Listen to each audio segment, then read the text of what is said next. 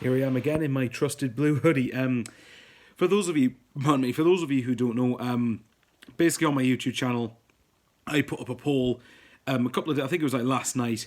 At the time of recording, it's Friday evening, basically. So around about last night, around about a day ago, I put up a poll asking, would people be interested in me talking about the Aiden McGeady and Chris Maguire situations? And granted, and it got 75 votes at the time of recording, which granted is a very small fraction of people, but the fact that almost everybody, maybe bar one or two people, said yes, made me think, go on then, screw it. I'll actually do a video on it. I'm going to quickly address the lovely viralness of my last rant in Newcastle, because there's been quite a few Newcastle pages. There's been at least one Twitter page and two Facebook pages that have shared it.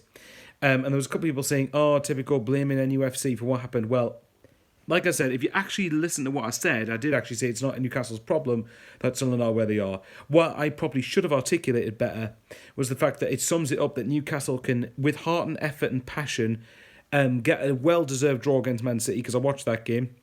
Then they can go and win at Sheffield United, a place where Arsenal and Man United didn't win at, and then they can get a crucial victory against Southampton. So my point was, if they can, and granted Newcastle have got miles better players, but so they should, they're in two higher leagues than us.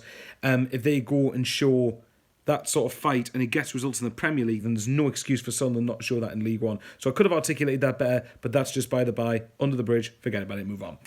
Right now, for those of you who probably to some extent have been living under a rock, this past week, after the Gillingham game, there was a picture of McGeady and Maguire in McDonald's, wherever it was, I don't know, but they were photographed, and both of them, particularly McGeady, looked quite out of shape, and were both obviously eating a Mackies.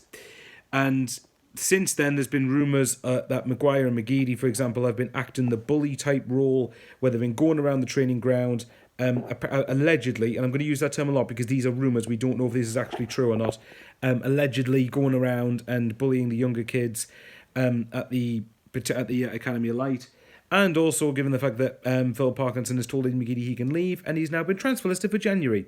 So there's been quite a few. So Taffy Mack, I'm going to give him a shout out because on the Gillingham video, I actually posted a comment requesting that I did this, and I would never have thought to do it. And Jam Sarni's done a video himself, so go and watch it. I've already seen it; it's class. One of my thoughts on the situation. Look. I've made it pretty clear that I made it clear on social media at MichaelBowers15, by the way, if you want to follow me on Twitter, that I do think Maguire and McGeady last season were two of our better players, and particularly in particular McGeady. They ground us out of the dirt a lot of times and really got us results when we didn't deserve them in a lot of ways. I look at Wimbledon and home last season, a prime example of that, where we were really struggling quite badly, and McGeady pops up with a bit of magic and wins the game for us. Maguire has been very inconsistent, but I can see that's why he's probably in League One. And last season, he was really, really good up until probably towards the back end of the season. Whereas this season, for me, they're the two biggest culprits in terms of not taking responsibility and not owning situations, which is one of the main reasons I think we're struggling so badly. In general, I think that my thoughts on it, if they are going to be doing the whole bully type role and they're really creating a toxic atmosphere around the training ground, like Jam Sarni said, get rid of the two of them. I don't particularly want either of them creating a negative vibe around the club. There seems to be no squad harmony, no togetherness, no unity or anything at the minute. And to be honest, that's really what we need right now. This is a time more than ever where we need to be getting ourselves together and getting our act together. Because while I've written off, there's no chance of top two. There's absolutely zero chance of top two. Playoffs, however, is a different matter because even though we have been in relegation form, mathematically we're only 5 points off the playoffs. So I think we'd be foolish to write that off completely. Having said that, though, it would require us to have a really, really good January transfer window. And the potential departure of McGeady and Maguire could bring in funds to help us get these players, to get a couple of wingers with pace, a creative midfielder, a decent right back, and a striker who can score goals. Because Griggs should be that, but he's not going to be, is he? I think that in terms of McGeady, I mean, like I said, there's been a lot of different examples of players walking around like they're Billy Big So-So, and I think with McGeady you can kind of understand that he's at least done it. I don't condone it on any of these players, by the way, but McGeady has at least done it at a higher level. He's done it in the Champions League. He's done it in the Premier League. He's at least done it quite regularly in the Championship before dropping down to League One with us. Well, maybe not regularly, but you get my point. He's done it at a higher level at least. Maguire, I'm sorry, mate. Without Sunderland dropping down to League One, you'd be nowhere near a club of our stature. So I suggest you especially remember how lucky you are to be at Sunderland Football Club. You should be you should be remembering how privileged you actually are, mate. And this kind of goes with what I'm saying. If we're going to have people with this type of attitude, we don't want them. And as much as I don't particularly rate Phil Parkinson, and I do want him to be sacked, the bottom line is it isn't going to happen, is it? We're not going to do it. So for me, Stuart Donald has got to really look at himself here, because if he's not going to sack him, you've then got to back him. If we're going to stick with him, you've got to back him in January. I know there's the argument, especially on the Wise Men Say on, oh well, how's he earned January? But the realistic fact is, we are not going to get rid of him, whether we like it or not. We're not going, unless we lose against Blackpool, which I think we probably will quite comfortably. The place could turn extremely toxic, and then we might very well get rid of Parkinson. But nevertheless, unless that happens, we're probably not going to get rid of Parkinson. So I've accepted that we're not going to. So it means that I expect Parkinson to be properly backed in January. And I'm talking a £4-5 million transfer budget here, because, and people can say, oh, well, that's unrealistic. Well, it depends. If you want to get promoted out, if they want to go up out of League One, which they no doubt will do at the club, then that's what they should be doing.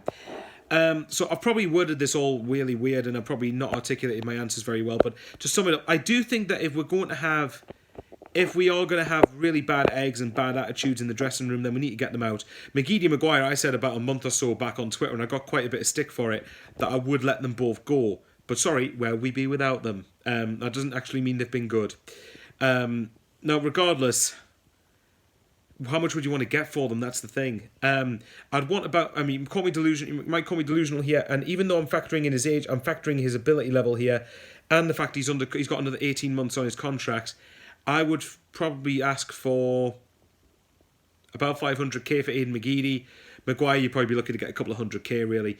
Either way, you've just got to get rid of them, get them out the door, and get a couple of decent players in. Because however low we are, we should still be able to attract decent signings at this level. And as I said in my Gillingham rant, I'm getting quite tired of the attitude that, we've got no divine right to do anything. Which, granted, we have got no divine right to win games. But I would like to think with the status of the club that we are, we should be able to attract some quality players in this league, even in the position that we're in. So, to sum it up really, really poorly, McGeady and Maguire can both go for me. I've said it for a while. If they've got the bad attitude, then go. I mean, it just sums up the whole negative situation at the moment. It really, really does. And I just think we've really got to turn this round. And the players have got to do this as well. It does annoy me that the players have actually allowed the atmosphere to be as toxic as it is at the minute. They've allowed themselves to do this. And I said on the SCFC Fan TV panel last week that if the players are taking a huff, and I suspect this is one of the big reasons Aiden McGeady's taking a huff, and with Parkinson, that he probably signed the contract in the summer because of Jack Ross. That's it. If they're taking a huff that Jack Ross was sacked, then they should have played better for him. Got no sympathy with them. Look, guys, I'll love yous and leave yous. I don't... Like I said, this is all allegedly. I don't know how true all this is, but given the fact that McGeady's been transfer listed and given the fact he's not playing against Blackpool this weekend, I do think there's something in that. And I do suspect that these are true. And to be honest, for me, if they're going to be like this, then go. Simple as that. Catch us all later, and how are the lads? Let's just get to January, but let's just please get a couple of results here and there. Bye-bye.